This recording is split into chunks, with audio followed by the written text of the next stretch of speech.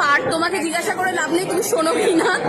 তো আজকে মানুষ সবাই ভয় পেয়েছে, তো তোমার কেমন লাগছে এই এক্সপিরিয়েন্স, মানে কতটা, মানে কিরকম ফিল হচ্ছে? ভয় পাওয়ানোর জন্য মানুষজনদের ভয়ে হাত পা কাঁপবে, তবে তো প্রেমকথা সাকসেস পাবে। কারণ আমাদের কাজটাই হচ্ছে লোকজনকে ভয় পাওয়ানো। আর যা হয়েছে এবং রেসপন্সটা যেরকমভাবে লোকজন পাচ্ছে, তাতে মনে হয় মানুষের খিদেটা থেকে যাবে, ভয়টা পাওয়া।